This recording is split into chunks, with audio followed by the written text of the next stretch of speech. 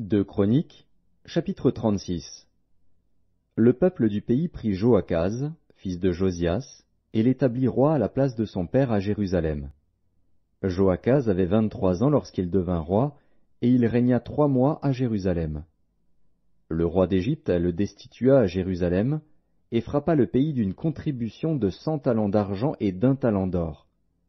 Et le roi d'Égypte établit roi sur Juda et sur Jérusalem Éliakim, frère de Joachaz, et il changea son nom en celui de Jojakim.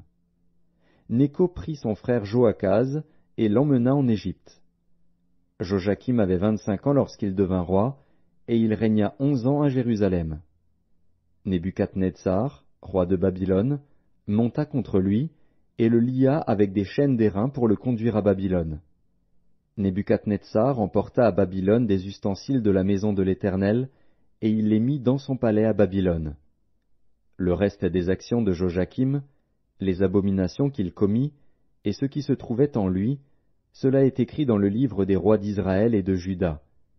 Et Jojakin, son fils, régna à sa place. Jojakin avait 8 ans lorsqu'il devint roi, et il régna 3 mois et 10 jours à Jérusalem. Il fit ce qui est mal aux yeux de l'Éternel.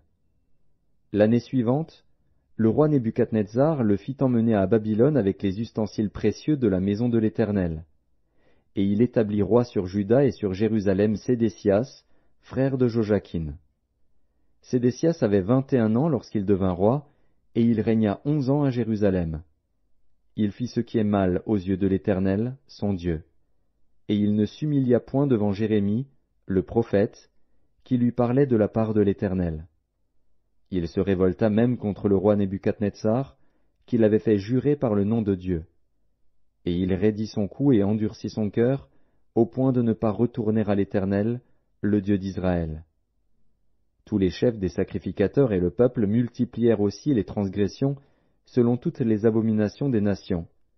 Et ils profanèrent la maison de l'Éternel, qu'il avait sanctifiée à Jérusalem. L'Éternel, le Dieu de leur père, donna de bonne heure à ses envoyés la mission de les avertir, car il voulait épargner son peuple et sa propre demeure. Mais ils se moquèrent des envoyés de Dieu, ils méprisèrent ses paroles, et ils se raillèrent de ses prophètes, jusqu'à ce que la colère de l'Éternel contre son peuple devint sans remède. Alors l'Éternel fit monter contre eux le roi des Chaldéens, et tua par l'épée leurs jeunes gens dans la maison de leur sanctuaire. Il n'épargna ni le jeune homme, ni la jeune fille, ni le vieillard, ni l'homme aux cheveux blancs, il livra tout entre ses mains. Nebuchadnezzar emporta à Babylone tous les ustensiles de la maison de Dieu, grands et petits, les trésors de la maison de l'Éternel, et les trésors du roi et de ses chefs. Ils brûlèrent la maison de Dieu, ils démolirent les murailles de Jérusalem, ils livrèrent au feu tous ses palais et détruisirent tous les objets précieux.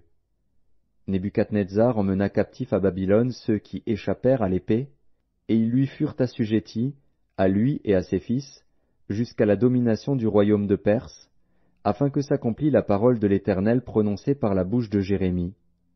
Jusqu'à ce que le pays eût joui de ses sabbats, il se reposa tout le temps qu'il fut dévasté, jusqu'à l'accomplissement de 70 ans.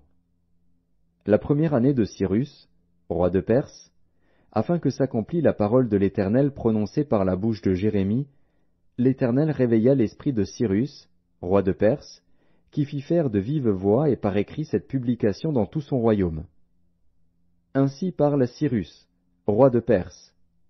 L'Éternel, le Dieu des cieux, m'a donné tous les royaumes de la terre, et il m'a commandé de lui bâtir une maison à Jérusalem en Juda. Qui d'entre vous est de son peuple? Que l'Éternel, son Dieu, soit avec lui, et qu'il monte